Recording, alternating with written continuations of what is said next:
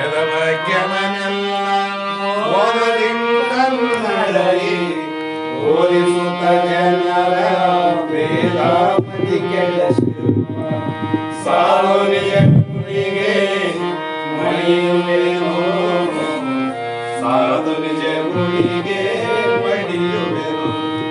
ನಿಜವನ್ನರಿಸುವ ನಿಜ ಗುರಿಯ ಗ್ರಂಥವನ್ನು ನಿಜವಾಗಿ ಕೇಳಿ ನಿಜ ದುರ್ಮನ ಮೊಳಗಿಸುವ ಸುಜನರಿಗೆ ನಿತ್ಯ ನಮಿಸುವೆನು, ಸುಜನರಿಗೆ ನಿತ್ಯ ನಮಿಸುವೆನು. ಬದ್ಧ ಜೀವರಿಗೆಲ್ಲ ಅದ್ವೈತ ಬೋಧಾಗಿ ಶುದ್ಧರನ್ನಾಗಿ ಕೈಲಾಸಿ ಜಡಿಸಿದ್ದ ಸಿದ್ಧರುಡರಿಗೆ ನತನಪ್ಪೆ, ಸಿದ್ಧರುಡರಿಗೆ ನತನಪ್ಪೆ. ಬಾಳ ಬಲ ವೇದಾಂತಕ್ಕೆ ಸರಿ ಬಾಳ ಗಜ್ಜನೆ ಕೇಳುವ ತನಕ ಬಾಳ ಕೂಗುತ್ತಲಿಪ್ಪವೇ ಶಾಸ್ತ್ರ ಎಂಬುವ ನರಿಗಳು. ಬಾಳ ಶಕ್ತಿಯ ಸುವ ಗರ್ಜನೆ ಬಾಳ ಕೇಳಿದ ಬಳಿಕ ಕೂಗವು. ಬಾಳ ಕೇಳಲು ಬೇಕು ವೇದಾಂತ ಶಾಸ್ತ್ರವನ್ನು.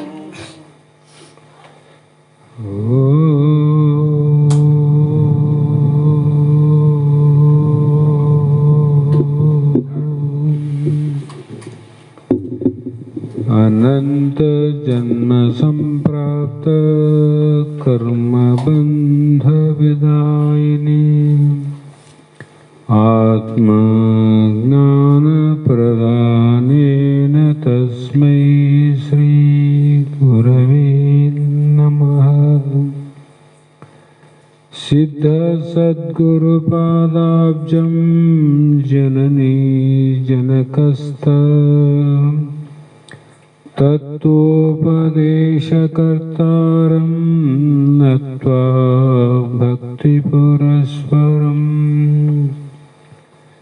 जगदादि जगद्गुरु ಸಿದ್ಧಾರೂಢ ಮಹಾಸ್ವಾಮಿಗಳ ಪಾದ ಪದ್ಮಗಳಿಗೂ ಆರೂಢ ಜ್ಯೋತಿ ಶಿವಪುತ್ರ ಮಹಾಸ್ವಾಮಿಗಳ ಶ್ರೀ ಚರಣಗಳಿಗೂ ಶ್ರೋತ್ರಿಯ ಬ್ರಹ್ಮನಿಷ್ಠ ಬ್ರಹ್ಮಲೀನ ನಿರಂತರ ಜ್ಞಾನದಾಸೋಯಿ ಸದ್ಗುರು ಬಸವಾನಂದರ ಚರಣ ಕಮಲಗಳಿಗೂ ಅನಂತ ದೀರ್ಘ ದಂಡ ಪ್ರಣಾಮಗಳನ್ನು ಸಮರ್ಪಿಸುತ್ತ ಸದ್ಗುರು ಸಿದ್ಧಲಿಂಗಪ್ಪ ತಾತ ಕಪ್ಪಗಲ್ ಇವರನ್ನು ಮನದೋಡು ಧ್ಯಾನಿಸುತ್ತ ತಮ್ಮೆಲ್ಲರಿಗೂ ವಂದಿಸುತ್ತ ಇಲ್ಲಿಯವರೆಗೂ ನಡೆದು ಬಂದಂಥ ಆಧಾರಿತವಾದ ಶ್ರೀಮನ್ ನಿಜಗುಣ ಯೋಗಿಗಳು ರಚಿಸಿದಂಥ ಪರಮಾನುಭವ ಬೋಧೆ ಎನ್ನುವ ಗ್ರಂಥವನ್ನು ಇದರ 1ನೇ ಯಾವ ಸಂಧಿಯ 17ನೆಯ ಸೂತ್ರದ 3ನೆಯ ನುಡಿ ಇಂದಿನ ಆಧಾರದ ವಿಷಯವಾಗಿದ್ದು, ಈ ಸೂತ್ರದಲ್ಲಿ ಯಾವ ಹಿಂದೆ ಹೇಳಿದಂಥ ಪ್ರವರ್ತಕ ಮತ್ತು ನಿವರ್ತಕ ಅನ್ನುವಂಥ ಕರ್ಮಗಳ ಬಗ್ಗೆ ವಿಶೇಷವಾದ ಅನುಭವವನ್ನು ತಿಳಿಸಿ, ಇಲ್ಲಿ ಹಿಂದಿನ 5 ಮುಂದಿನ 3 ಸೇರಿ ಒಟ್ಟು 8 ಕರ್ಮಗಳಂತ ಹೇಳಿದರೂ ಕೂಡ ಇವೆಲ್ಲವೂ ಸತ್ವಾದಿ ಗುಣಬುದ್ಧಿಯಿಂದ ಅವಸ್ಥಾತ್ರಿತ ಅಥವಾ ಜೀವ ಆ ಜೀವಂಗೆ ದೊರಕೊಳ್ಳು ಅಂದ್ರು. ಯಾವ ಅವಸ್ಥೆಗಳೆಂಟು, ಈ 3 ಅವಸ್ಥೆಗಳು ಜಾಗ್ರ ಸ್ವಪ್ನ ಸುಷುಪ್ತಿ ಜಾಗೃತದಲ್ಲಿ ಸತ್ವಗುಣ, ಸ್ವಪ್ನದಲ್ಲಿ ರಜೋಗುಣ, ನಿದ್ರೆಯಲ್ಲಿ ತಮೋಗುಣ ಅಂತ ಅವ. ಇವು ಹೇಗೆ ಅಂದರೆ, ಇವು ಅವಸ್ಥೆಗಳು ಯಾರಿಗೆ ಅಂತ ಹೇಳಿದ್ರೆ, ಸಮುದ್ರದಲ್ಲಿ ದಂಡಿಗೆ ನಿಂತು ಸ್ವಲ್ಪ ಮುಳುಗ್ತೀವಿ. ಆ ಮುಳುಗಿದ ಸಂದರ್ಭದಲ್ಲಿ 3-4 ಅಲೆಗಳು ಎದ್ದು ಹೋಗ್ತಾವ, ಅಲೆಗಳು ಬಂದು ಹೋಗ್ತಾವ. ನೀ ಮುಳುಗಿದ್ದಿ, ಆ ಅಲೆಗಳ ಸಂಬಂಧ ನಿನಗೇನು ನಾದೇನು? ನಿನ್ನ ಮೇಲೆ ಬರ್ತಾವ ಹೋಗ್ತಾವ. ಅದರಂತೆ ನಿನಗೆ ಅಲೆಗಳ ಸಂಬಂಧ ಇಲ್ಲಲ್ಲ. ಆ ಕಾರಣದಿಂದ ಇಲ್ಲಿ ಕೂಡ ಜಾಗರಣಾದಿಗಳು ಆಗು ಪೋಗಿನಳು ತಾನಾಗುವ ಹೋಗುವ ತರದಿಂದೆ ಆಗಳೆಂದುರೇ ಕಾಣ್ಬನು ಅವಿವೇಕದಿಂದೆ ತಾನಾಗದ ಹೋಗದ ಅಚಲಿತಾತ್ಮ. ನೀರಿನಲ್ಲಿ ನಿಂತಿದ್ದಿ, ಅಲೆಗಳು ಬರ್ತಾವ, ಮತ್ತೆ ವಾಪಸ್ ಹೋಗ್ತಾವ, ಮತ್ತೆ ಬರ್ತಾವ, ಮತ್ತೆ ವಾಪಸ್ ಹೋಗ್ತಾವ. ಆದರೆ ನೀನು ಒಳಗೂ ಹೋಗಿಲ್ಲ, ಬಂದಾಗ ಹೊರಗೂ ಹೋಗಿಲ್ಲ. ನೀನು ರಕ್ಷಣೆಯಾಗಿದ್ದಲ್ಲ. ಯಾಕಂದ್ರೆ ಅವು ಚಲನತ್ವದಿಂದ ಕೂಡಿದಂಥ ಅಲೆಗಳು. ಆದರೆ ನೀನು ನಿಂತಿದ್ದಲ್ಲ ಗಟ್ಟಿ, ಹಾಗಾಗಿ ನೀನು ಹೋಗೋವನಲ್ಲ ಬರೋವನಲ್ಲ ಅಂತ. ಹಾಗಾಗಿ ಇಲ್ಲಿ ಏನದ, ನಮ್ಮ ನಿಜ ಸ್ವರೂಪದಿಂದ ನಾವು ಹೋಗಿದ್ರೆ ಯಾವ ಪರಿಪೂರ್ಣವಾಗಿರ್ತಕ್ಕಂಥ ವಸ್ತು ಅಂತ ಹೇಳಿರಲ್ಲ, ಪರಿಪೂರ್ಣ ಆಕಾಶವತ್ ಸರ್ವಗತಶ ನಿಶ್ಚಿತ. ಆಕಾಶ ಯಾವರಿಗೇನ ಹೋಗದ, ಯಾವರಿಗೇನ ಬಂದದ. ಮಳೆಗಾಲದಾಗ ಹೋಗದ, ಚಳಿಗಾಲ ಬರ್ತದ. ಚಳಿಗಾಲ ಮಳೆಗಾಲದಾಗ ಹೋಗ್ತದ್ರಿ, ಬೇಸಿಗೆ ಅಷ್ಟೇ ಇರ್ತದ ಇಲ್ಲ. ಯಾವ ಕಾಲ, ಮಳೆಗಾಲ ಇರಲಿ, ಚಳಿಗಾಲ ಇರಲಿ, ಬೇಸಿಗೆ ಕಾಲ ಇರಲಿ, ಅದು ಯಾವಾಗಲೂ ಚಲನತ್ವ ಇಲ್ಲದೆ ಹೇಗೆ ಆಕಾಶ ಇದೆಯೋ ಅದರಂತೆ ನಿನ್ನಲ್ಲಿ ಏನಾದರೂ ಬರ್ತಾವ ಹೋಗ್ತಾವ. ಏನು ಬರ್ತಾವ? ಯಾವ ಜಾಗರಣಾದಿಗಳು, ಜಾಗೃತದ ಒಂದು ಕಾಲ, ಸ್ವಪ್ನದ ಒಂದು ಕಾಲ, ಸುಸುಪ್ತಿಯ ಒಂದು ಕಾಲ. ಇವು ಮಳೆಗಾಲ, ಚಳಿಗಾಲ, ಬೇಸಿಗೆ ಕಾಲದಂಗೆ ಅಂತ ತಿಳ್ಕೊರಿ. ಆದರೂ ನೀನು ಹೋಗೋದ ಥರದಿಂದ ಆಕಾಶದ ಕೆಳಗೆ 3 ಕಾಲ ಬಂದು ಹೋಗ್ತಾವ. ಆಕಾಶ ಹೋಗಿಲ್ಲ, ಬಂದಿಲ್ಲ. ಆಮೇಲೆ ಆಕಾಶಕ್ಕೆ ಬೇಸಿಗೆಯಲ್ಲಿ ಬಹಳ ಬಿಸಿ ಅಂತ ಆಗಿಲ್ಲ, ಮಳೆಗಾಲದಲ್ಲಿ ಬಹಳ ತಂಪಾಗಿಲ್ಲ, ಚಳಿಗಾಲದಲ್ಲಿ ಬಹಳ ಚಳಿನೂ ಇಲ್ಲ. ಅದಕ್ಕೆ ಹೌದು. ಅವ್ರ ಆಕಾಶದಲ್ಲಿ ಬಂದು ಹೋಗ್ತಕ್ಕಂಥ ಎಲ್ಲ ಯಾವ 6 ಋತುಗಳು ಅಂತ ಏನು ಹೇಳ್ತೀವಿ, ವಸಂತ ಋತುವಿನಿಂದ ಪ್ರಾರಂಭವಾಗಿ ಇವೆಲ್ಲ ಬರ್ತಾವ ಹೋಗ್ತಾವ. ಅವು ಬಂದಾಗ ಒಂದೊಂದು ಕಾಲದಲ್ಲಿ ಒಂದೊಂದು ಬದಲಾವಣೆ ಆಗ್ತದೆ ಜಗತ್ತು. ಒಂದು ಕಾಲ ಬಂದಾಗ ಇನ್ನೊಂದು ರೀತಿ ಬದಲಾವಣೆ ಆಗ್ತದೆ. ಆದರೆ ಆಕಾಶಕ್ಕೆ ಯಾವ ಬದಲಾವಣೆ ಇಲ್ಲ. ಕಾರಣ ಏನಂದ್ರೆ ಅಚಲಿತ, ಅದಕ್ಕೆ ಚಲನತ್ವ ಇಲ್ಲ. ಅದರಂತೆ ಇಲ್ಲಿ ಆಕಾಶದ ಬಗ್ಗೆ ಹೇಳಕತ್ತಿಲ್ಲ ಅವರು. ಆಕಾಶದ ಆಚೆಗೆ ನಿಲುಕದಿರುವಂತ ನಿನ್ನ ಸ್ವರೂಪ ಅದ. ಆಕಾಶ ಎಲ್ಲಿ ಹುಟ್ಟ್ಯದ? ನಿನ್ನಲ್ಲಿ ಹುಟ್ಟ್ಯದ ಆಕಾಶ.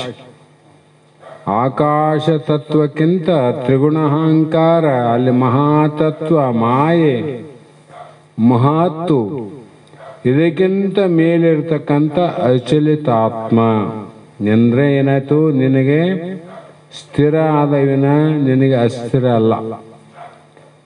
ಮತ್ತೆ ಅಸ್ಥಿರ ಯಾವುದ್ರಿ ಅಂದ್ರೆ, ಸ್ಥೂಲ ದೇಹ ಅಸ್ಥಿರ, ಸ್ಥೂಲ ದೇಹದ ಗುಣನೂ ಅಸ್ಥಿರ. ಸೂಕ್ಷ್ಮ ದೇಹ ಅಸ್ಥಿರ ಅದ, ಅದರಲ್ಲಿರ್ತಕ್ಕಂಥ ರಜಗುಣ ಅಸ್ಥಿರ ಅದ. ಆಮೇಲೆ ಕಾರಣ ದೇಹ ಅದ, ಇದು ಅಸ್ಥಿರ ಅದ. ಅಲ್ಲಿರ್ತಕ್ಕಂಥ ತಮೋಗುಣ ಕೂಡ ಅದು ಅಸ್ಥಿರನೇ. ನೀನು ಸ್ಥಿರವಾಗಿದ್ದಿಲ್ಲ. ಹಾಗಾಗಿ ನೀನು ಇಷ್ಟು ಸರಿಯಾಗಿ ತಿಳುವಳಿಕೆಯಿಂದ ಇದ್ದವನಾಗಿ ನಿನಗೇನಾಗ್ಯದಂದ್ರೆ ಇವು ಹೋದ್ರೆ ನಾನು ಹೋಗ್ತೀನಿ, ಇವು ಬಂದರೆ ನಾನು ಬರ್ತೀನಿ ಅಂತ ನಿನಗೆ ಭ್ರಾಂತಿ ಆಗ್ಯದ. ಭ್ರಾಂತಿ. ಭ್ರಾಂತಿಗೆ ಏನು ಔಷಧ ಅಂದರೆ, ಭ್ರಾಂತಿಗೆ ಬ್ರಹ್ಮಜ್ಞಾನವೇ ಔಷಧ ಅಷ್ಟೇ, ಮತ್ತಿಲ್ಲ.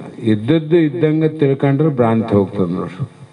ನೀವು ಶಾಸ್ತ್ರ ಭಾಳ ತಿಳ್ಕೊಂಡಿವಿ ಅಂದರೆ ಭ್ರಾಂತಿ ಹೋಗೋದಿಲ್ಲ.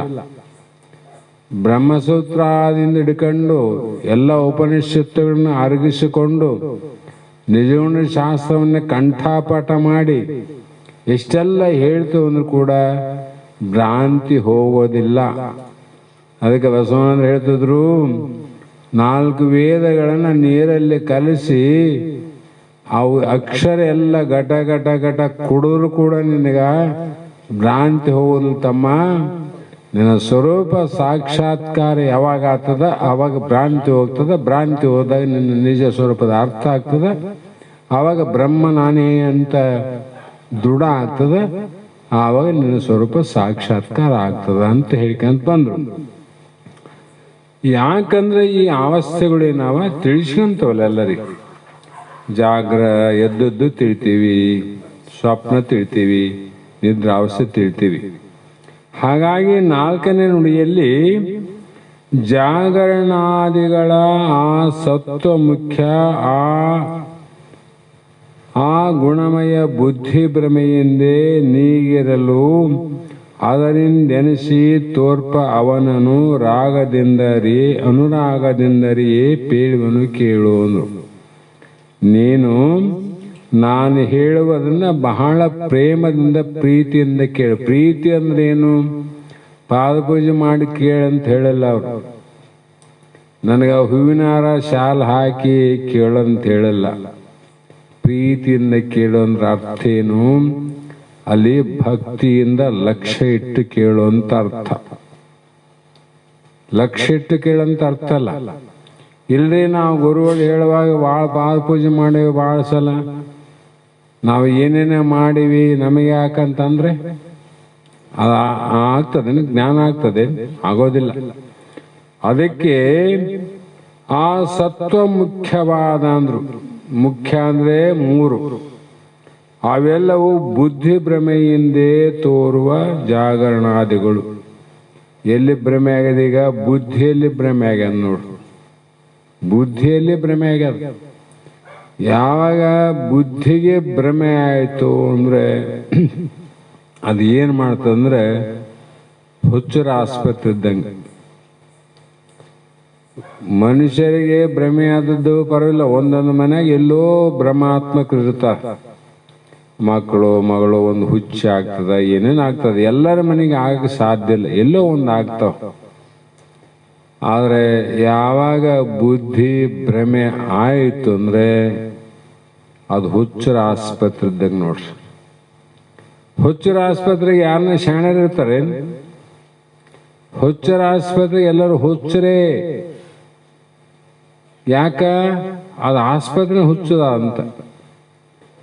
ಎಲ್ಲವೂ ಏನಾದ್ರೂ ಆಗಲಿ ಬುದ್ಧಿ ಅನ್ನುವಂಥದ್ದು ಭ್ರಮೆಗಳು ಆಯ್ತಂದ್ರೆ ಬುದ್ಧಿಗೆ ಸಂಬಂಧಪಟ್ಟಂತ ಯಾವುದೇ ವಿಚಾರ, ಮನಸ್ಸು, ನಮ್ಮ ಇಂದ್ರಿಯಾದಿಗಳು, ಕರ್ಮೇಂದ್ರಿಯಗಳು ಎಲ್ಲವೂ ಕೂಡ ಭ್ರಮೆಗೊಳಗಾಗ್ತಾವ ನೋಡ್ರಿ. ಕೈಯಲ್ಲಿ ಹೂವು ಹಿಡಿತಾನ ಒಬ್ಬ ಮನುಷ್ಯ, ಕಾಯಿ ತಗೊಂಡು ಹೋಗ್ತಾನ. ಒಬ್ಬ ವ್ಯಕ್ತಿ, ಒಬ್ಬ ಪುರುಷ ಅದೇ ಕೈಯಲ್ಲಿ ಕಲ್ಲು ಮಚ್ಚ ಹಿಡ್ಕೊಂಡು ಓಡಾಡ್ತಾನ. ಯಾಕೆ ಅವನು ಮಚ್ಚ ಹಿಡನ, ಕೈಯ ಕಲ್ಲು ಹಿಡ್ದಾನಂದ್ರೆ ಅವನಿಗೆ ಬುದ್ಧಿ ಭ್ರಮೆ ಆಗ್ಯದ. ಆ ಭ್ರಮೆಯಿಂದ ಗುಡಿಗೆ ಹೋಗಲು ಕಲ್ಲು ತಗೊಂಡು ಹೋಗ್ತಾನ ಮತ್ತು ಮಚ್ಚಿ ತಗೊಂಡು ಹೋಗ್ತಾನೆ. ಎಲ್ಲಿಗೆ ಹೊಂಟಾನ? ಗುಡಿಗೆ ಹೊಂಟಾನ. ಇನ್ನೊಬ್ಬನ ಹೂ ಪತ್ರೆ ಕಾಯಿ ತಗೊಂಡು ಹೊಂಟಾನ. ಅವನು ಎಲ್ಲಿಗೆ ಹೊಂಟಾನ? ಗುಡಿಗೆ ಹೊಂಟಾನ. ಆದರೆ ಇವನಿಗೆ ಏನಾಗ್ಯದ ಅಂದ್ರೆ ಇವನು ಬುದ್ಧಿ ಭ್ರಮೆ ಆಗ್ಯದ ಅಂತ ಅರ್ಥ. ಅದಂಗ ಅವನು ಕೈನೇ, ಅವನು ಮನಸ್ಸೇ, ಅವನು ವಿಚಾರದನ್ನ ಗುಡಿಗೆ ಹೊಂಟಾನಿಲ್ಲ. ಇವನು ಮನಸ್ಸಾದ, ಇವಂದೇ ಕೈ ಆದ, ಇವಂದೇ ಕಾಲ ಆದ, ಇವನು ಹೊಂಟದ್ದಂಗ ಅವನು ಹೊಂಟದ್ದಂಗ. ಅಂದ್ರೆ ಇವನಿಗೆ ಬುದ್ಧಿ ಭ್ರಮಣೆ ಆದಾಗ ಓಸು ಭ್ರಮೆಗೊಳಗಾತವಂತ. ಕೈ, ಕಾಲು, ಮನಸ್ಸು ಪ್ರತಿಯೊಂದು ಕೂಡ ಭ್ರಮಣೆ ಭ್ರಾಂತಿಗೊಳಗಾಗಿ ದುಃಖಕ್ಕೆ ಈಡು ಮಾಡ್ತವ. ಹಾಗಾಗಿ ಆ ಜಾಗರಣಾದಿಗಳ ಅಂದರೆ 3 ಅವಸ್ಥೆಗಳನ್ನು ನೀಗದಂದ್ರೆ ಬಿಡೋದು. ಹೆಂಗ್ ಬಿಡುತ್ತಿ? ನಿದ್ದೆ ಮಾಡೋದು 3 ದಿನ ಬಿಡಪ್ಪ ನೋಡಮ್ಮ, ಎದ್ದು 3 ದಿನ ಹಂಗೆ ಕುಂದ್ರು ನೋಡಮ್ಮ. ಬರೇ ಕನಸಿನಾಗಿರೋ 3 ದಿನ, 3 ವರ್ಷ ಬೇಡ. ಇಲ್ಲಿ ನೀಗಿರಲ್ಲ ಅಂತ ಬಿಡ್ಬೇಕಂದಾರ ಅವರು. 3 ದಿನ ಬಿಡಕ್ಕೆ ಅಸಾಧ್ಯ, ಅದು ಭಾಳ ಕಷ್ಟ ಅದ. ಅಂದರೆ ಇದನ್ನ ಹೇಗೆ ಅಂದರೆ ಇವು ಗುರುಶಾಸ್ತ್ರಾದಿಗಳಿಂದ ನಾನಲ್ಲ ಅಂತ ತ್ಯಾಗ ಮಾಡಿದ್ರೆ ಬಿಟ್ಟಂಗಂತ. ತ್ಯಾಗ ಮಾಡೋದು ಅದಲ್ಲಿ, ಅದು ಬಿಟ್ಟಾಗ ಇದು ಅರಿದೆಂದೆನಿಸಿ ಅಂದ್ರೆ ಏನು ಆಶ್ಚರ್ಯಗಳನ್ನು ಹೇಳಿಸಿಕೊಂಡು, ಅರಿಯನೆಂದೆನಿಸಿ ಅಂದರೆ ತಿಳಿಲಿಕ್ಕೆ ಆಶ್ಚರ್ಯವಾದದ್ದು ಎನಿಸಿ ತೋರುವವು ಅವುಗಳನ್ನು ತಿಳಿಯುವುದಕ್ಕಾಗಿ ನಾನು ಹೇಳ್ತೀನಿ. ನಿನ್ನೆ ಹೇಳಿಲ್ಲ, ಅವರು ಸೂಚನೆ ಕೊಡ್ದು ಹೇಳ್ತೀನಿ, ನೀ ಕೇಳೋಣ. ಹೇಗೆಂದ್ರೆ ಜ್ಞಾನದಿಂ ಜಾಗ್ರವ, ಅಜ್ಞಾನದಿಂದಲೇ ಸುಪ್ತಿ. ಜ್ಞಾನ ಅಜ್ಞಾನಗಳಂಗ 2 ಮಿಶ್ರ, ತಾನಾಗಲು ಅದರೆಂದೇ ಕನಸಪ್ಪುದು. ಎಲೆ ವನಜ ಅನನೆ ತಿಳಿಯುವುದು ಈ ಕ್ರಮದಿಂದೇ ಅಂತ ಇಲ್ಲಿ ಹೇಳ್ತಾ ಬಂದರು. ಕಮಲದಂತ ಮುಖವುಳ್ಳ ಮೈತ್ರಿಯೇ, ಜ್ಞಾನದಿಂ ಜಾಗ್ರ, ಎದ್ದಾಗಲ್ಲ ಜಾಗ್ರ, ಏನು ಬಿದ್ದಾಗ ಜಾಗ್ರ ಇರ್ತದೆ, ಎದ್ದಾಗ ಜಾಗ್ರ, ಬಿದ್ದಾಗ ಸುಪ್ತಿ. ಮತ್ತೆ ಇವೆರಡರಿಂದ ಸಮತ್ವ ಕಾಲದಲ್ಲಿ ಏನಾಗ್ತದ ಸ್ವಪ್ನ ಅಂತ. ಹಾಗೆ ಇವು ತಿಳಿ ಈ ಕ್ರಮದಿಂದ ನಮ್ಗಾದಲ್ಲ, ಗೊತ್ತಾಯ್ತು. ಕ್ರಮದಿಂದ ನಮ್ಗೆ ಜಾಗ್ರ ಅದ. ಇನ್ನೊಂದು ಸ್ವಲ್ಪ ಹೊತ್ತಿಗೆ ಸ್ವಪ್ನ ಬೀಳ್ಬೋದು, ಬೀಳದೆ ಇರ್ಬೋದು. ಆದ್ರೆ ಒಂದು ದಿನ ಸ್ವಪ್ನ ಬಿದ್ದಿಲ್ಲ ಅಂತ ಹೇಳೋರು ಕೈ ಎತ್ತಿ ಯಾರಿಲ್ಲ. ಯಾರಂದ್ರೆ ಇದು ಯಾರಿಗಂತ ವಿಚಾರ ಮತ್ತೆ ಮಾನವರಿಗೆ ಮಾತ್ರ. ದೇವತೆಗಳು ನಾವೆಂದು ಕನಸು ಬಿದ್ದ ಅಂತ ಹೇಳಕ್ಕೆ ಸಾಧ್ಯ ಇಲ್ಲ, ಹೇಳಿದ್ರೆ ಅವನು ದೇವರಲ್ಲ. ಮತ್ತೆ ಉಳಿದ ಜೀವರಾಶಿಗಳು ಏನಾನ ನಮಗೂ ಏನಾನ ಇತ್ತು ಅಂತ ಹೇಳ್ತಾವಂದ್ರೆ ಅದನ್ನ ಹೇಳ್ಬೇಕು. ಆದ್ರೆ ನಾವು ಗೆದ್ದೀವಿ ಅಂತ ಅವ್ರು ಹೇಳಂಗಿಲ್ಲ. ಮಾನವನ ಮಾತ್ರ ಹೇಳ್ತಾನ, ಕನಸು ನನಗೆ ಒಂದಿಲ್ಲ ಒಂದಿನ ಬಿದ್ದದ ಅಂತ ತಿಳ್ಕೊಂಡಾಗ ಅನುಭವಕ್ಕೆ ಎಷ್ಟು ಬೇಕು. ಮಾರ್ಕೆಟ್ಗೆ ಹೋಗಿ ಒಂದು ಪೆಂಟಿ ಬೆಲ್ಲ ಅದಂದ್ರೆ ಬೆಲ್ಲ ಉಪ್ಪಾದ ಸಿಹಿ ಬಾಳ ಅಂತ ನೋಡಕ್ಕೆ ಪೆಂಟಿ ತಿಂತಾನ ನಾವು. ಒಂಚೂರು ಚೆಕಡಿಸಿ ಬಾಯಿಗೆ ಹಾಕ್ಯಂತಾನ, ಚಲೋ ಅದ ಬೆಲ್ಲ ಅಂತಾನೆ, ಇಲ್ಲಂದ್ರೆ ಇದು ಸರಿ ಇಲ್ರಿ ಇನ್ನೊಂದು ಕೊಡಂತ. ಅವ್ರಂಗೆ ಶಾಸ್ತ್ರ ಕೂಡ ಶಾಂಪಲ್ ಅವು. ಎಲ್ಲ ನಿನಗೆ ಹೇಳಿಕೊಡ್ಬೇಕು, ಎಲ್ಲ ನಾನೇ ತಿಳಿಬೇಕು ಅಂತಂದ್ರೆ ಅದು ಹುಚ್ಚುದಾಗಿದೆ, ಶಾಂಪಲ್ ಅಷ್ಟೇ. ಹಾಗಾಗಿ ಇವು ಎದರಿಂದ ಅಂದ್ರೆ ಸತ್ವ ಗುಣ, ರಜಗುಣ, ತಮೋ ಗುಣಗಳಿಂದ. ಮತ್ತೆ ಕರ್ಣ ಬಾಹ್ಯ ಇಂದ್ರಿಯಾದಿಗಳು ಉರೇ ಜೀವನೋಳ್ ಬೆರೆದು ಎಚ್ಚರ ಒಡಗೂಡಿ ರವಮುಖ್ಯ ಪರಿಕರವೆನೆಪ ವಿಷಯದಳು ವರ್ತಿಸುತ್ತಿರೆ. ಜಾಗರಣ ಅಪ್ಪುದು ಅದು ನೋಡು, ನೀನೇ ಅನುಭವದಿಂದ ನೋಡು ಅಂದ್ರೇನು?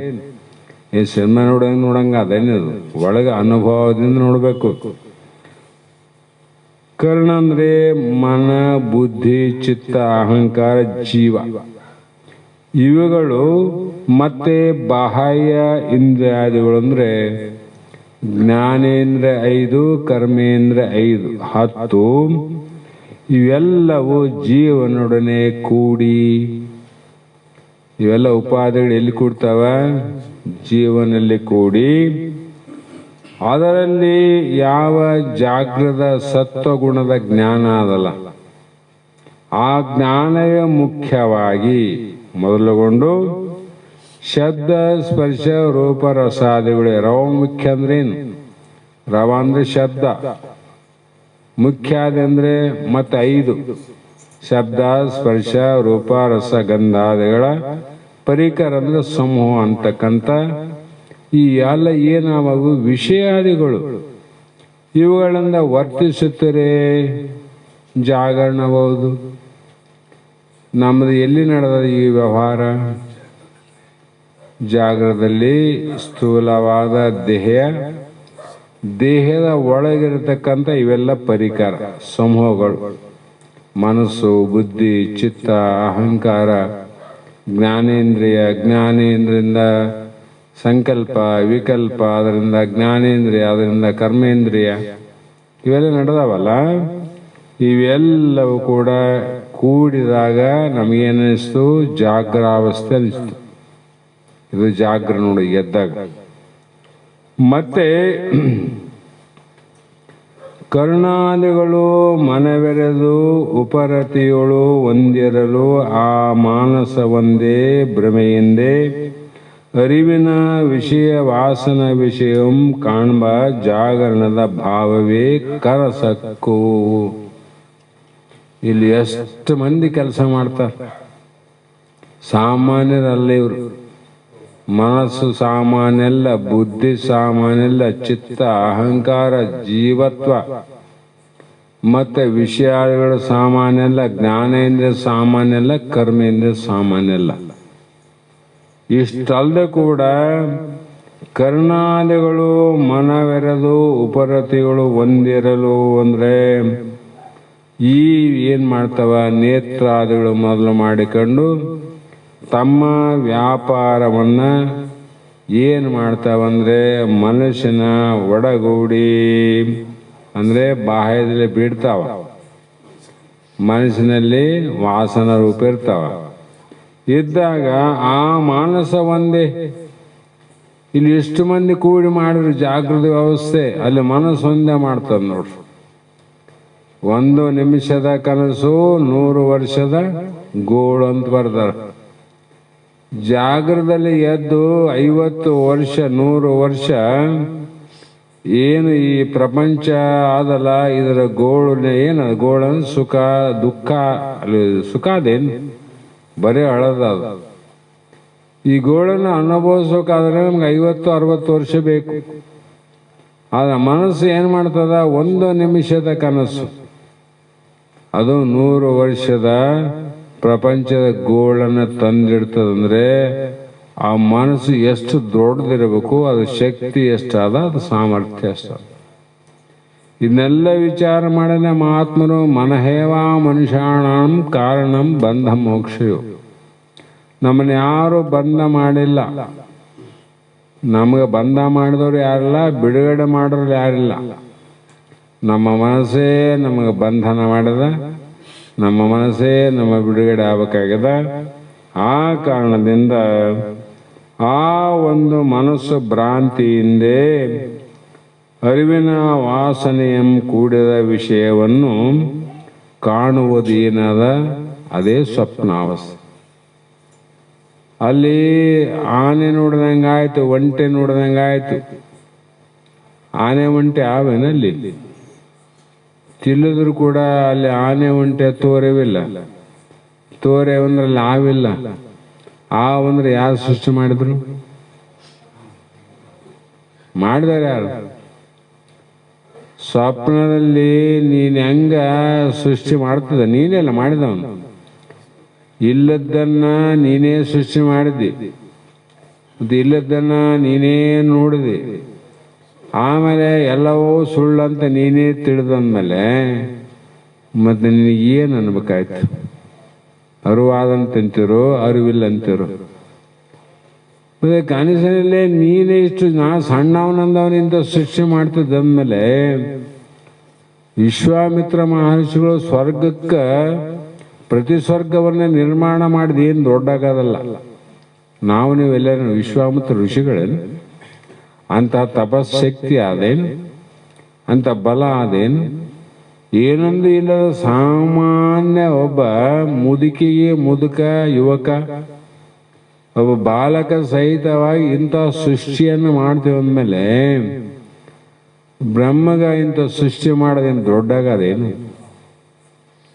ಏನಾಗದ? ಹಾಗಾಗಿ ನೀನೇನು ಕಡಿಮೆ ಇಲ್ಲ ಅನ್ನಕ್ಕೆ ಹೇಳೋದು. ಬ್ರಹ್ಮ ಸೃಷ್ಟಿ ಮಾಡ್ಯಾನೆ, ನೀ ಏನು ಮಾಡಿದ್ದೆ ಅಂದ್ರೆ ನೀ ಮಾಡ್ತಿಲ್ಲ. ನೀ ಮಾಡಿದ್ದು ಸ್ವಪ್ನದಲ್ಲಿ ಪ್ರಪಂಚ ಸೃಷ್ಟಿ ಮಾಡಿದ್ದಲ್ಲ. ಆದರೆ ನೀನು ಯಾಕಂದ್ರೆ ಅಧಿಕೃತ ಶಕ್ತಿ ಆದ ನಿನಗೆ ಒಂದು ನಿಮಿಷದಾಗ ಇಲ್ಲ ಅನಿಸ್ತದ. ಬ್ರಹ್ಮಂದ ಅಧಿಕಾರ ಪ್ರಾರಬ್ಧ ಅದ. ಹಾಗಾಗಿ ಅವನ ಯುಗ ಯುಗಾಂತರವಾಗಿ ಅದು ಹಂಗೇ ಇದ್ದಂಗೆ ಕಾಣ್ತದ. ಅಧಿಕಾರ ಪ್ರಾರಬ್ಧ ಅದ, ನಿಂದು ಅಧಿಕೃತ ಪ್ರಾರಬ್ಧ ಅದ. ನೀವು ಸಣ್ಣವು ಮಾಡಿದ್ರೆ ಜಲ್ದಿ ಇಲ್ಲಂಗೆ ಆಗ್ತದೆ. ಅನುಭವ ಕೊಟ್ಟು ಹೋಗ್ತದೆ, ಇಲ್ಲಂತಲ್ಲ, ಕೊಟ್ಟದಿಲ್ಲ. ಮತ್ತೆ ಅವನ ಅಧಿಕೃತ ಅಲ್ಲ, ಅವನ ಅಧಿಕಾರ ಪ್ರಾರಬ್ಧ ಅದ. ಆ ಬ್ರಹ್ಮ ಸೃಷ್ಟಿ ಮಾಡೋದು ಹೆಂಗಾದ್ರೆ ನೀನು ಜಲ್ದಿ ಇದು ಹೋದಂಗೆ ಹೋಗೋದಿಲ್ಲ. ಅವನು ಭಾಳ ಯುಗ ಅಂತರ ತೋರ್ತದ. ಅದು ಶಾಂಪಲ್ ಮಾತ್ರ ತಿಳ್ಕೊ, ಅವನಿಗೂ ನಿನಗೇನು ವ್ಯತ್ಯಾಸ ಇಲ್ಲ. ಅಂದಾಗ ನೀನು ಬ್ರಹ್ಮಲ್ಲ, ಮತ್ತು ನಾನು ಹೆಂಗಾತೀನಿ ಬ್ರಹ್ಮ ಅಂತಲ್ಲ ಅಂತೀವಲ್ಲ. ಹಾಗಾಗಿ ಇಲ್ಲಿ ಬರೇ ಭ್ರಮೆಯಿಂದ ತೋರ್ತಾವಂತಾರೆ. ಇದಕ್ಕೇನು ಕಾರಣ ಅಂದರೆ ಬರೇ ಭ್ರಮೆ. ಈ ಭ್ರಮೆಯನ್ನು ಕಳೆದುಕೊಳ್ಳೋದಕ್ಕೋಸ್ಕರವಾಗಿ ಈ ಬ್ರಹ್ಮಜ್ಞಾನದ ಅವಶ್ಯಕತೆ. ಹೀಗೆ ದೇಹದೊಳಗೆ ವಾಸನಮಯವಾದ ಅನಂತ ಬಂದು ನೋಡ್ರಿ. ನಾನು ಶ್ರೇಷ್ಠ, ನಾನು ಕನಿಷ್ಠ, ನಾನು ಇಂಥ ಕುಲದವನು, ನಾನು ಇಂಥ ನೀಚ ಕುಲದವನು, ಇಂಥ ಉಚ್ಚ ಕುಲದವನು. ಮತ್ತು ಇದರಿಂದ ನಾವು ದೊಡ್ಡ ಕುಲದವರು, ನಾವು ಸಣ್ಣ ಕುಲದವರು. ಹೀಗೆ ಇಷ್ಟ ಅನಿಷ್ಟ. ಅವ್ರಿಗೆ ಇಷ್ಟ ಆದದ್ದು ನನಗಾಗವಲ್ತು, ನನಗಾದದ್ದು ಅವ್ರಿಗೆ ಇಷ್ಟ ಆಗವಲ್ತು. ಹೋಟೆಲ್ದಾಗ ಹೋಗಿ ನೋಡ್ರಿ, ಎಲ್ಲರೂ 4 ಮಂದಿ ಹೋಗಿರ್ತೀವಿ. ಎಲ್ಲಪ್ಪ ಏನು ನಾಷ್ಟ ಮಾಡ್ತೀವಿ? ನಾನು ಇಡ್ಲಿ ತಿಂದಂತ ಒಬ್ಬತ್ತಂತಾನ, ದೋಸೆ ಅಂತ ಒಬ್ಬತ್ತಂತಾನ, ಚಿತ್ರಾನ್ನ ಅಂತ ಒಬ್ಬತ್ತಂತಾನ. ಯಾಕಾತ ಇಡ್ಲಿ ಅಂತಂದ್ರೆ ಉಳಿದು ಇಷ್ಟ ಇಲ್ಲ. ಅವನಿಗೆ ಇಡ್ಲಿನೇ ಇಷ್ಟ, ಉಳಿದು ಅನಿಷ್ಟ. ದೋಸೆ ತಿಂಬವನಿಗೆ ದೋಸೆ ಇಷ್ಟ ಆಗ್ಯದ, ಉಳಿದಲ್ಲ ಅನಿಷ್ಟ. ಹೆಂಗಾದ್ ನೋಡಿ, ವಿಚಿತ್ರ ಅನುಭವಕ್ಕೆ ಬರ್ತಾವ. ಹಾಗಾಗಿ ಇಲ್ಲಿ ಸುಸುಪ್ತಿ ಹೇಳ್ತಾರೆ, ಜಾಗ್ರ ಆಯ್ತು ಸುಸುಪ್ತಿ. ಅಲ್ಲಿ 17 ತತ್ವ ಇರ್ತಾವಲ್ಲಿ. ಕರ್ಣಾದಿ ತತ್ವ ನಿಖರವೆಲ್ಲವ ಮನವೆರೆಸಿ ಮೂಲ ಪ್ರಕೃತಿಗಳು ಹೊಂದಿ ಪಿರಿದು ಅಡಗೆರೆ ಸುಪ್ತಿ ಅದರಳು ಆತ್ಮನು ತಮದಿರುವ ನೆರವ ನೇತ್ರದೊಳಿರ್ಕು ಅಂತ ಬರೆದು ಜಾಗನೂ ಬರೆದು ನೀ ಎಲ್ಲಿದ್ದೆ ಅಂತ. ಕರ್ಣಾದಿ ಅಂದರೆ ಸ್ತೋತ್ರಾದಿ ಅಂದರೆ ಪ್ರತಿಯೊಂದು ಕರ್ಮೇಂದ್ರಿಯ ಜ್ಞಾನೇಂದ್ರ ಮೊದಲುಕೊಂಡು ಆ ಮನವೆರೆಸಿ ಅವೆಲ್ಲವೂ ಮನಸ್ಸಿನಿಂದ ಕೂಡಿಕೊಂಡು ಮೊದಲು ಹೊರಗಿದ್ದು ಮನಸ್ಸಿನಾಗ ಬಂದು ಮೂಲ ಪ್ರಕೃತಿಗಳು ತ್ರಿಗುಣಾತ್ಮಕ ಪ್ರಕೃತಿ ಅಂತೇಳಿ ಸತ್ವ ರಜ ತಮೋ ಅಂತ ಅಲ್ಲಿ ಹೊಂದಿಕೊಂಡು ಪಿರಿದು ಹೆಚ್ಚಾಗಿ ಕಾಣಂಗಿಲ್ಲ, ಅಡಗುತ್ತವ. ಆಗ ಅಲ್ಲಿ ಆತ್ಮನು ತಮದ ಕತ್ತಲಿರುವ, ತಮ ಅಂದ್ರೆ ಅಜ್ಞಾನ ಕತ್ತಲಲ್ಲಿ ಇರುವ. ಅಲ್ಲಿ ಅಜ್ಞಾನದಲ್ಲಿ ಇಲ್ಲ ಅಂತ ಬರೋದಲ್ಲ ನೋಡ್ರಿ, ಕತ್ತಲಲ್ಲಿರುವ. ಕರೆಂಟ್ ಐತೀಗ, ನಾವು ನೀವು ಒಬ್ರಿಗೊಬ್ರು ಕಾಣಂಗಿಲ್ಲ, ನಾವೆಲ್ಲರೂ ಇರಂಗಿಲ್ಲ. ಎಲ್ಲಿವೆ? ಕತ್ತಲಾಗಿದ್ದೀವಿ ಅಷ್ಟೇ. ಕತ್ತಲದಲ್ಲಿ ಇದ್ದೀವಿ, ಇಲ್ಲಂತಲ್ಲ. ಕತ್ತಲದಾಗ ಇದ್ದಿಲ್ಲ ಅಂದ್ರೆ ಬೆಳಕು ಮೇಲೆ ಎಲ್ಲಿದ್ದು ಬರ್ತದ್ದಿ? ಅಲ್ಲಿದ್ರೆ ಬರ್ಬೇಕಾಯ್ತಲ್ಲ. ಆ ಕಾರಣದಿಂದ ಇಲ್ಲಿ ಕಾರಣವಾದ ಮೂಲ ಪ್ರಕೃತಿಯಲ್ಲಿ ಅಡಗಿರಲು ಯಾವುದೊಂದು ವ್ಯವಹಾರ ಇಲ್ಲಲ್ಲ ಅಷ್ಟೆ. ವ್ಯವಹಾರ ಇಲ್ಲ. ಯಾಕಿಲ್ಲ ಅಂದ್ರೆ ನಾವು ಮಲಿಕೊಂಡಾಗ ವ್ಯವಹಾರ ಮಾಡ್ತೀವೇನು? ಮಲಗ್ತೀವಲ್ಲಪ್ಪ, ಮಲಗಿದಾಗ ವ್ಯವಹಾರ ಆದೇನು? ಎದ್ದ ಮೇಲೆ ವ್ಯವಹಾರ. ಹಾಗಾಗಿ ಸುಪ್ತಿ ಅಥವಾ ನಿದ್ರೆ ಎಂದು ಕರೆಯುತ್ತೇವೆ. ಇದಕ್ಕೆ ದೃಷ್ಟಾಂತ ಬಹಳ ಸಲ ಕೇಳಿರಿ. ಕೋಳಿ ಗೂಡಾದ, ಕೋಳಿ ಆದ, ಕೋಳಿ ಮರಿ ಆದ. ಕೋಳಿ ಹಗಲಿನಲ್ಲಿ ಏನ್ ಮಾಡ್ತದ?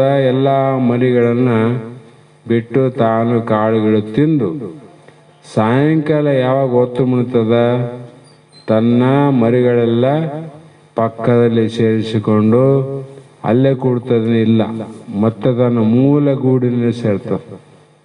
ಮೂಲ ಗೂಡು ಮರಿಗಳಿಂದ ವ್ಯವಹಾರ ಮಾಡುವಾಗ ಜಾಗ್ರವಸ್ಥೆ ಇರಬೇಕು. ಎಲ್ಲ ಮರಿಗಳನ್ನು ತನ್ನಲ್ಲಿ ಪಕ್ಕದಲ್ಲಿ ಇಟ್ಟುಕೊಂಡಾಗ ಸ್ವಪ್ನಾವಸ್ಥೆ ಅನ್ಬೇಕು. ಅದು ಸಹಿತವಾಗಿ ಗೂಡಿನಲ್ಲಿ ಕೋಳಿ ಹೋಗಿ ಏನು ಸೇರ್ತದ ಅದು ನಿದ್ರಾವಸ್ಥೆ. ಅಲ್ಲಿ ವ್ಯವಹಾರ ಆದ ಕೋಳಿಗೆ ಎಲ್ಲಿ ಕುಂತದ? ತನ್ನ ಗೂಡಿನ ಕತ್ತಲಿಲ್ಲ. ಅದ ಯಾಕೆ ಕತ್ತಲ ಅಂದ್ರೆ ಅದು ವ್ಯವಹಾರ ರಹಿತವಾದ ಅವಸ್ಥೆ ಅಂತ.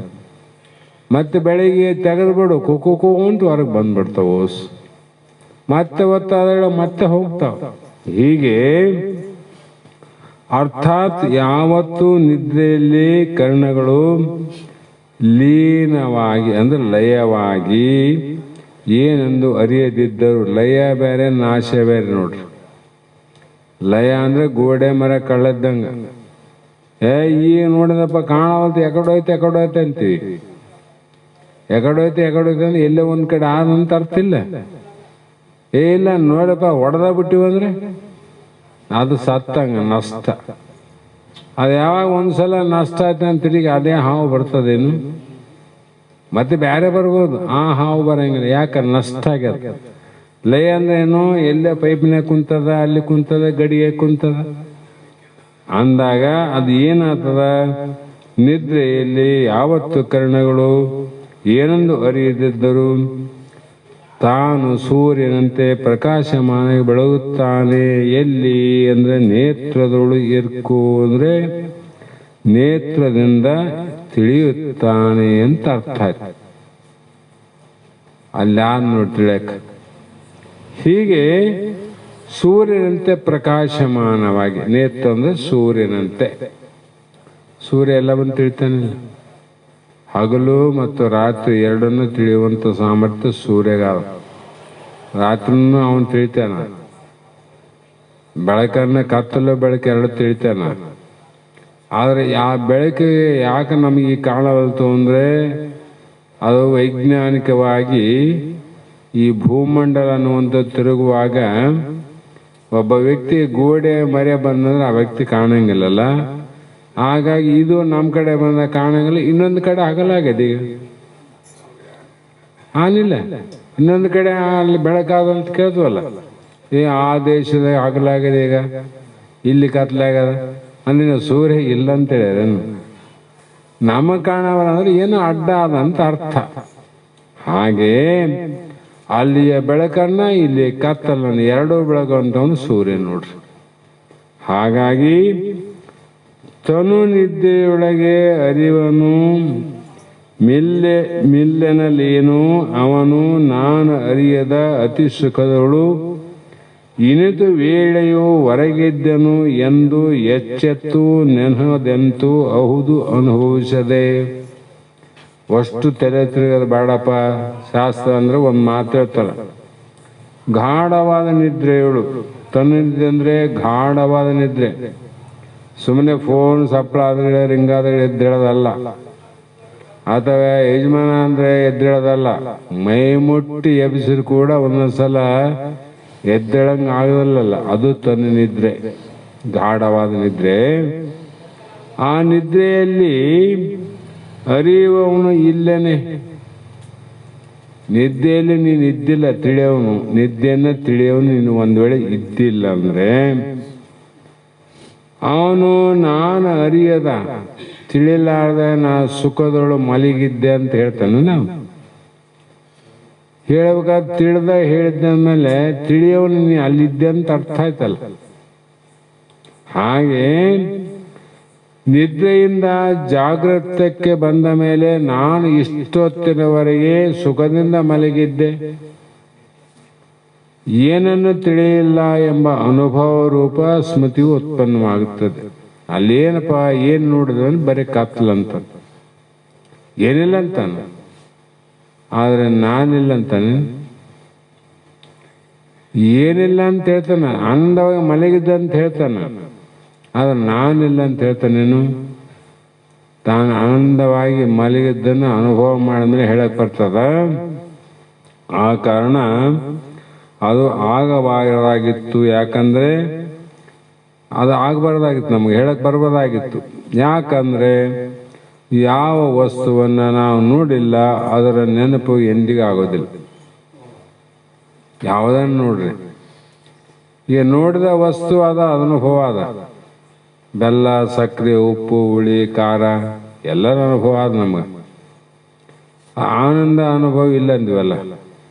ಮತ್ತು ನಾವು ಸುಖವಾಗಿ ಮಲಗಿದೆ ಅಂತ ಹೇಳ್ತಲ್ಲ, ಮತ್ತು ಆನಂದನ ಆದಿಲ್ಲ, ಆದಂತ ಅರ್ಥ ಇದ್ದಿಲ್ಲ. ಅದರಿಂದ ನಿದ್ರೆಯಲ್ಲಿ ಅರೂಪ ಆತ್ಮನು ಉಂಟೆಂಬುದು ನಿಶ್ಚಯ. ಸಂಶಯ ಮಾಡಬೇಡ್ರಂದ್ರ, ಇದಕ್ಕೂ ಸಂಶಯ ಮಾಡಿದ್ರೆ ಏನದ? ಅಲ್ಪ ಸಂಶಯಂ ಆತ್ಮಜ್ಞಾನ ವಿನಶ್ಯತೆ. ಇದಕ್ಕೂ ಸಂಶಯ ಮಾಡಿದ್ರೆ ಇಲ್ಲಿವರೆಗೆ ಏನು ತಿಳ್ಕೊಂಡಿದ್ದೆ ಅದನ್ನು ಹೋಗ್ತದಂದ್ರ ನೋಡ್ರಿ. ಇಲ್ಲಿವರೆಗೆ ತಿಳಿದದ್ದು ಹೋಗ್ತದಂದ್ರ ಅವರು ಇನ್ನು ಮುಂದೆ ತಿಳಿದ ದೂರ ಆಯ್ತು. ಇಲ್ಲಿವರೆಗೆ ಏನು ತಿಳಿದಿದ್ದಿ, ತಿಳಿದು ಎಲ್ಲಿ ಬಂದು ನಿಂತಿದ್ದಿ, ಅದು ಕೂಡ ನಿನ್ನಿಂದ ಹೋಗೇ ಬಿಡ್ತದಂದ್ರೆ ಮಹಾತ್ಮರು. ನಾವೇನು ಮಾಡೋಕ್ಕಂತ ನಾವು ಮಾಡೋದನ್ನೀಗ ಅದರ ಕಡೆ ಹೆಚ್ಚಿನ ಗಮನ ಕೊಟ್ಟು ಹೋಗಕ್ಕಂತ ಅರ್ಥ. ಶ್ರುತಿವಾಕ್ಯಗಳು, ಸ್ಮೃತಿವಾಕ್ಯ, ಗುರುವಾಕ್ಯಕ್ಕೆ ನಾವು ಮಹತ್ವ ಕೊಡ್ಬೇಕಿನ ಮಂದಿ ಮಾತಿಗೆ ಮಹಾತ್ಮ ಕೊಟ್ರೆ ಮೋಕ್ಷ ಆಗ್ತದೇನ್ರಿ? ನಿಮ್ಮ ಮಾತಿಗೆ ನಾವು ಬೆಲೆ ಕೊಟ್ರೆ ನನಗೆ ಮೋಕ್ಷ ಆಗೋದಿಲ್ಲ, ನನ್ನ ಮಾತಿಗೆ ಬೆಲೆ ಕೊಟ್ರೆ ನೀವು ಮೋಕ್ಷ ಆಗೋದಿಲ್ಲ. ಇಲ್ಲಿ ಶ್ರುತಿ ಗುರು ಸ್ವಾನುಭಾವ ಅಂದ್ರು. ಎಂಥದನೇ ಗುರು ಅಂತ ಹೇಳಿಲ್ಲ, ಶ್ರುತಿ ಗುರು. ಅಂತಬ್ಬ ಗುರುವಿನ ಏನು ವಚನದ ಅನುಭವ ಅದ, ಅದನ್ನು ಸತ್ಯ ಅಂತ ಯಾವ ತಿಳ್ಕಂಡು ನಂಬಿದಿ ಅವತ್ತೇ ನಿನಗೆ ಮೋಕ್ಷ ಆಯ್ತು ನೋಡು, ಅವತ್ತೇ. ಹಾಗಾಗಿ ಇಲ್ಲಿ ಜೀವಂಗೆ ಅವಸ್ಥಾತ್ರಯ ನಿರೂಪಣೆ ಏನು ಹೇಳಿದೀವಿ? ಜೀವನಿಗೆ ಅವಸ್ಥೆಗಳು ಎಷ್ಟು? 3 ಅವಸ್ಥೆಗಳು. 3 ಅವಸ್ಥೆಯಲ್ಲಿ 3 ಗುಣಗಳು. 3 ಗುಣಗಳಲ್ಲಿ ಸತ್ವ ಅನ್ನೋದು ಮುಖ್ಯವಾದದ್ದು, ರಜ ಅನ್ನುವುದು ಮಧ್ಯದ್ದು, ತಮ ಅನ್ನುವುದು ಏನು ತಿಳಿಲಾರದ್ದು. ಈ ಒಂದು 3 ಅವಸ್ಥೆಯ 3 ದೇಹದಲ್ಲಿ ಇರುವಂಥ ಅವಸ್ಥಾಕರಣಗಳ ಸಹಾಯದಿಂದ ನಿನಗೆ ಇಷ್ಟೆಲ್ಲ ಜಾಗ್ರ, ಸ್ವಪ್ನ, ಸುಸುಪ್ತಿ ಪ್ರಾಪ್ತಿ ಆಗ್ತಾವ. ಇವು 3 ಅರಿಯುವಂಥ 3 ಅವಸ್ಥೆಗಳು ಒಂದರೊಳಗಿಂದೆಲ್ಲ.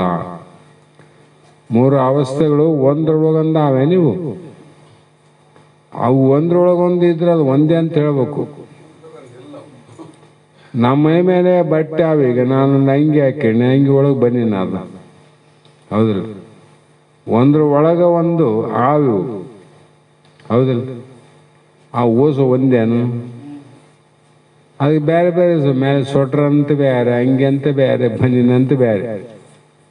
ಆದ್ರೆ 3 ನಿನ್ನಲ್ಲೇ ಬರ್ತಾವ ಹೋಗ್ತಾವಲ್ಲ. ಅದಕ್ಕೆ 3 ಅವಸ್ಥೆಗಳು ಒಂದರೊಳಗಿಂದಿಲ್ಲ. 3 ಅವಸ್ಥೆಯನ್ನು ಅರಿಯುತ್ತೆ ಬೇರೆ ಸಾಕ್ಷಿಗೆ ನೀನಾಗಿದ್ದು. ಎದಕ್ಕೂ ಒಳಗೆ ಸಂಸ್ಕೃತಿ ದೂರಿಗೀಡಾಗಿ ಸುಮ್ಮನೆ ಜನನ ಮರಣ, ಜನನ ಮರಣ, ಜನನ ಮರಣ. ಅಜ್ಞಾನಿಯಲ್ಲವೇ ಜೀವನು, ನೀ ಸುಜ್ಞಾನಿ ಎಂದು ನುಡಿವರೇ. ಯಾಕಂದ್ರೆ ಜಡಪಂಚಭೂತ ದೇಹ ನಾನೆಂಬೆ, ನೀನೆಂಬೆ. ನಾವು ಇದಕ್ಕೆ ಕುಂತೀವಿ ಸೀಮಿತವಾಗಿ. ಹಾಗಾಗಿ ಇಲ್ಲಿ ಅವಸ್ಥಾತ್ರಯದ 3 ನಿರೂಪಣೆ ಅಂದ್ರೆ ಹೇಳಿದ್ವಿ. ಸೂತ್ರ 17ಕ್ಕೆ ಪದ ಏನಾದ ಅಂದ್ರೆ 158ಕ್ಕೆ ಅಂತ ಇಲ್ಲಿ ಹೇಳಿದ್ರು. ಮುಂದೆ ಮತ್ತೆ ಇನ್ನೂ ಹೇಳೋರಾರ. ಇವತ್ತ ಇಲ್ಲಿಗೆ ಶಾಸ್ತ್ರವನ್ನ ಮಂಗಲ ಮಾಡೋಣ. ರಾಮ ಒಂದು ಪದ್ಯ ಆಡೋ ಸಮಯ ಅದ. ಒಂದು ಪದ ಆದ ನಂತರ ನೀನೊಂದಾಡು, ರಾಮೊಂದಾಡ್ಲಿ. ಮೊದಲು ಯಾರು ಆಡಿದ್ರೆ ಆಡ್ರಿ.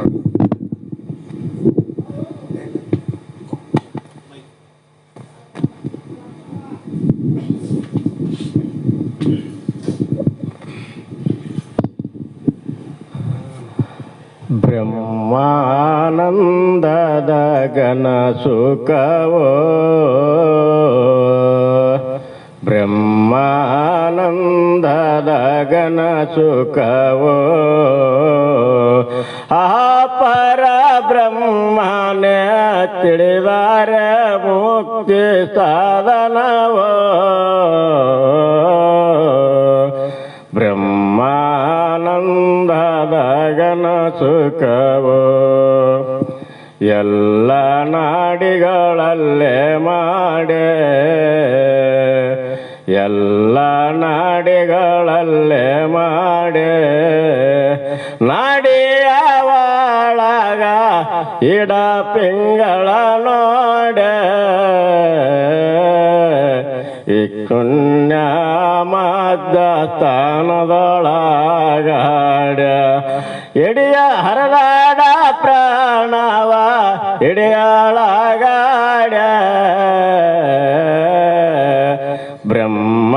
ಬ್ರಹ್ಮಾನಂದದ ಘನ ಸುಖವೋ ಆ ಪರ ಬ್ರಹ್ಮನ ತಿಳಿದಾರ ಮುಕ್ತಿ ಸಾಧನವೋ ಬ್ರಹ್ಮಾನಂದದ ಘನ ಸುಖವೋ ಹಾರು ಕಮಲದೊಳಗೊಂದೇ ಕಾಂತ ಹಾರ ಕಮಲಕ್ಕೆ ಮಿಟಾದಂದ ಎಲ್ಲವ ತೋರಿಸಿದ ಸುನ್ನ ಇದರ ಮೂಲವ ತಿಳಿದ ಮುಕ್ತಿಯ ಕಂಡ ಬ್ರಹ್ಮಾನಂದದ ಘನ ಸುಖವೋ ಆ ಪರ ಬ್ರಹ್ಮನ ತಿಳಿದಾರ ಮುಕ್ತಿ ಸಾಧನವೋ ಬ್ರಹ್ಮಾನಂದದ ಘನ ಸುಖವೋ ಹೊರಗಿನ ಯಾವರ ಬೆಟ್ಟ ಹೊರಗಿನ ಯಾವರ ಬೆಟ್ಟ ಈ ಶರೀರ ಭೋಗವ ಲಿಂಗಕ್ಕೆ ಕೊಟ್ಟ ಬ್ರಹ್ಮ ವೈರಾಗ್ಯವ ತೊಟ್ಟ ಬ್ರಹ್ಮ ವೈರಾಗ್ಯವ ತೊಟ್ಟ ನಮ್ಮ ಕುಡಲೋರೇಶನ ಪದದಲ್ಲೆಟ್ಟ ಬ್ರಹ್ಮಾನಂದದ ಘನ ಸುಖವೋ ಆ ಪರ ಬ್ರಹ್ಮನ ತಿಳಿದಾರ ಮುಕ್ತಿ ಸಾಧನವೋ ಬ್ರಹ್ಮಾನಂದದ ಘನ ಸುಖವೋ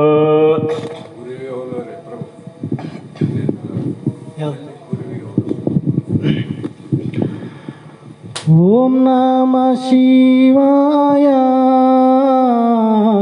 ಓಂ ನಮಃ ಶಿವಾಯ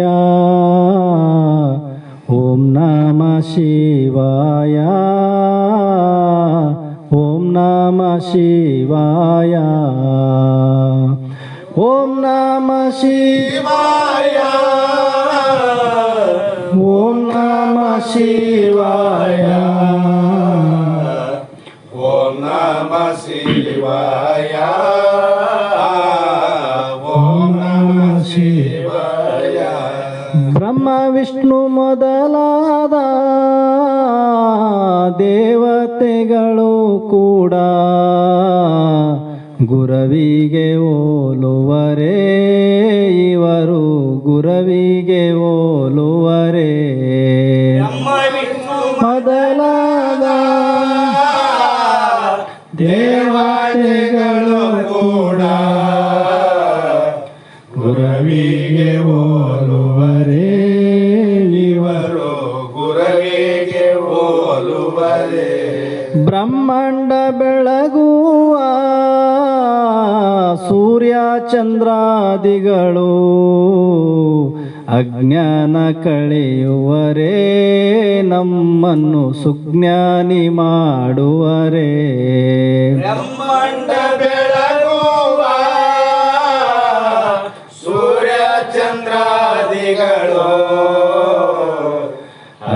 ಅಜ್ಞಾನ ಕಳೆಯುವರೇ ನಮ್ಮನ ಸುಜ್ಞಾನಿಗಳನ್ನು ಮಾಡುವರೇ ನಗರೂರಧಿಕವೆಂದು ಶ್ರುತಿಯು ಸಾರಿದ ಮ್ಯಾಲ ಜಗದೋಳು ಆತನೇ ಪೂಜ್ಯ ಎನಿಸುವನು ಜಗದೋಳು ಆತನೇ ಪೂಜ್ಯ ಎನಿಸುವನು ಬಗೆ ಬಗೆಯ ಸಂಶಯನು ನಗು ನಗುತ್ತ ಕಳೆವಂತ ಭಗವಂತ ಗೋಲುವರೇ ಈ ಪಂಡಿತರು ಭಗವಂತ ಗೋಲುವರೇ ಭಗವಂತ ಗೋಲುವರೇ ಈ ಪಂಡಿತರು ಭಗವಂತ ಗೋಲುವರೇ ಓಂ ನಮ ಶಿವಾಯ ಓಂ ನಮ ಶಿವಾಯ ಓಂ ನಮ ಶಿವಾಯ ಓಂ ನಮ ಶಿವಾಯ ಕರುಣೆಯ ಜಲದಿಂದ ಮೂರು ಮಲಂಗಳ ತೊಳೆದು ವರಭಕ್ತಿಯಂತೆಂಬ ಹುಡುಗಿಯ ತೊಡಸಿದನು ವರಭಕ್ತಿಯಂತೆಂಬ ಹುಡುಗಿಯ ತೊಡಸಿದನು ನೆರೆ ಶ್ರವಣ ಎಂತೆಂಬ ಹಾಲನ್ನೇ ಕುಡಸಿದನು ಗುರುಮಾತೆ ಗೋಲುವರೇ ಈ ಮಾತೆಯರು ಗುರುಮಾತೆ ಗೋಲುವರೇ ಗುರುಮಾತೆ ಗೋಲುವರೇ ಈ ಮಾತೆಯರು ಗುರುಮಾತೆ ಗೋಲುವರೇ ಕಾಮಾದಿ ವೈರಿಯನು ವಿರತಿ ಖಡ್ಗದಿಂದೊಡಸಿ ನೇಮಾದಿಗಳ ನರಹೂತ ಸಾಮಾನ್ಯ ಶೈಲಿಯಲಿ ಮಾದಿಗಳ ನರಹೂತ ಸಾಮಾನ್ಯ ಶೈಲಿಯಲ್ಲಿ ವೇದಾಂತ ಬೋಧಿಸಿದ ಧೀಮಂತ ಗುರುವರನೋ ಈತನು ಧೀಮಂತ ಗುರುವರನೋ ಈತನು ಧೀಮಂತ ಗುರುವರನೋ ವೇದಾಂತ ಬೋಧಿಸಿದ ಧೀಮಂತ ಗುರುವರನೋ ಧೀಮಂತ ಗುರುವರನೋ ಈತನು ಧೀಮಂತ ಗುರುವರನೋ ಓಂ ನಮ ಶಿವಾಯ ಓಂ ನಮ ಶಿವಾಯ ಓಂ ನಮ ಶಿವಾಯ ಓಂ ನಮ ಶಿವಾಯ ಓಂ ನಮ ಶಿವಾಯ ಓಂ ನಮ ಶಿವಾಯ ಓಂ ನಮ ಶಿವಾಯ ಓಂ ನಮ ಶಿವಾಯ ಹುಟ್ಟು ಸಾವುಗಳೆಂಬ ಕಟ್ಟು ನೊಳನಿರಲು ತಟ್ಟನೆ ಗುರುತ ಬಂದು ಗಟ್ಟಿಯಾಗಿ ಮಹಾವಾಕ್ಯ ಹುಟ್ಟು ಸಾವುಗಳೆಂಬ ಕಟ್ಟಿನೊಳಗಿರಲು ತಟ್ಟನೆ ಬಂದು ಗಟ್ಟಿಯಾಗಿ ಮಾವಾಕ್ಯ ನಿನ್ನಿಜವನರೂತ ಕಟ್ಟು ಕಳದವಗೆ ಈ ಬಂಧುಗಳು ಒಲುವರೆ ಬಂಧುಗಳು ಒಲುವರೆ ಬಂಧುಗಳೋಲುವರೇ ಬಂಧುಗಳೋಲುವರೇ ಓಂ ನಮ ಶಿವಾಯ ಓಂ ನಮ ಶಿವಾಯ ಓಂ ನಮ ಶಿವಾಯ ಓಂ ನಮ ಶಿವಾಯ ನಿಷ್ಪಾಮಾಯೇ ಕೈಯೋ ವ್ಯಸನಗೊಳ್ಳುವುದು ನೋಡಿ ಅಸಮ ಗುರು ಅವತರಶಿ ವಸದಿಯೊಳಿರುವಂತ ಸಮ ಗುರು ಅವತರಶಿ ವಸದಿಯೊಳಗಿರುವಂತ ಶಿಶುಗಳನ್ನು ರಕ್ಷಿಸಿದ ಬಸವಾನಂದ ಗುರವಿಗೆ ಯಾರಾದರೋಲುವರೇ ಯಾರಾದರೋಲುವರೇ ಶಿಶುಗಳನ್ನು ರಕ್ಷಿಸಿದ ಬಸವಾನಂದ ಗುರವಿಗೆ ಯಾರಾದರೋಲುವರೇ ಗುರವಿಗೆ ಯಾರಾದರೋಲುವರೇ ಓಂ ನಮ ಶಿವಾಯ ಓಂ ನಮ ಶಿವಾಯ ಓಂ ನಮ ಶಿವಾಯ ಓಂ ನಮ ಶಿವಾಯ ಓಂ ನಮ ಶಿವಾಯ ಓಂ ನಮ ಶಿವಾಯ ಓಂ ನಮ ಶಿವಾಯ ಓಂ ನಮ ಶಿವಾಯ ಪರತರ ಬ್ರಹ್ಮವನು ಸಾರಿ ಸಾರಿ ಎಳಿದ ಪರಬ್ರಹ್ಮ ರೂಪವನು ನೀನೆಂದು ಬೋಧಿಸಿದ ಪರತರ ಬ್ರಹ್ಮವನು ಸಾರಿ ಸಾರಿ ಎಳಿದ ಪರಬ್ರಹ್ಮ ರೂಪವನು ನೀನೆಂದು ತಿಳಿಸಿದನು ದರೆಯೋಳು ಪ್ರಖ್ಯಾತ ಓ ನಮ್ಮ ಗುರುವರನು ಶ್ರೀ ಅಭಿನವ ನಿಜ ಗುಣ ಈತನು ಪ್ರಖ್ಯಾತ ಓ ನಮ್ಮ ಗುರುವರನು ಶ್ರೀ ಅಭಿನವ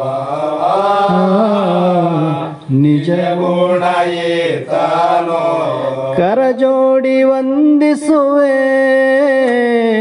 ಬರದಿ ಗುರುವರನ ಕರುಣದಿಂದಲೇ ನೋಡಿ ರಕ್ಷಿಪುದೆನ್ನ ಕರಜೋಡಿ ವಂದಿಸುವೆ ಬರದಿ ಗುರುವರನ ಕರುಣದಿಂದಲೇ ನೋಡಿ ರಕ್ಷಿಪುದೆಮ್ಮನ್ನ ಓಂ ನಮ ಶಿವಾಯ ಓಂ ನಮ ಶಿವಾಯ ಓಂ ನಮ ಶಿವಾಯ ಓಂ ನಮ ಶಿವಾಯ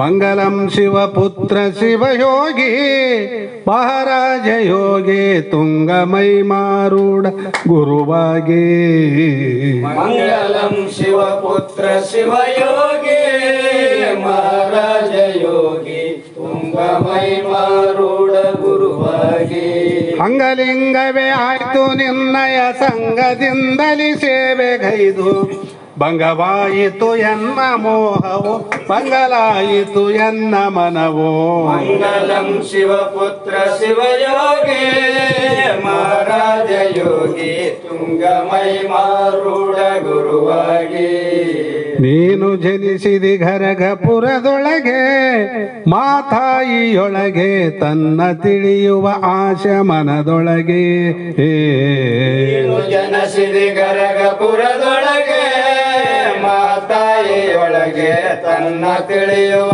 ಆಶ ಮನದೊಳಗೆ ಮನದ ಮೈಲಿಗೆ ಕಳೆದು ಹೋಗಲು ನಾನು ಎನ್ನುವ ಅರ್ಥವರಿಯಲು ಬಾನು ತೆರದಿ ಒಳೆವ ಸದ್ಗುರು ಸಿದ್ಧ ಗುರವಿನ ಪಾದ ಪಿಡಿದೆ ಮಂಗಲಂ ಶಿವಪುತ್ರ ಶಿವಯೋಗಿ ಮಹಾರಾಜ ಯೋಗಿ ತುಂಗಮೈ ಮಾರೂಢ ಗುರುವಾಗಿ ಬ್ರಹ್ಮನಿರುವನು ಜಗದ ತುಂಬೆಲ್ಲ ಅವನಿಲ್ಲದಿಲ್ಲ ಅಮ್ಮುನಳಿಯದೆ ತಿಳಿಯ ಕಳವಲ್ಲ ಬ್ರಹ್ಮನಿರುವನು ಜಗದ ತುಂಬೆಲ್ಲ ಅವನಿಲ್ಲದಿಲ್ಲ ಅಮ್ಮುರಳಿಯದ ತಿಳಿವ ಕಳವಲ್ಲ ಸುಮ್ಮನಾಗದು ತನಗೆ ಮುಕ್ತಿಯು ನೆಮ್ಮಿ ಶ್ರುತಿ ಗುರು ಶಾಸ್ತ್ರ ಯುಕ್ತಿಯು ಒಮನರೆದೋ ಧನ್ಯರಾದೆವು ನಮ್ಮ ಗುರು ಶಿವಪುತ್ರ ದಯದಿ ಮಂಗಲಂ ಶಿವಪುತ್ರ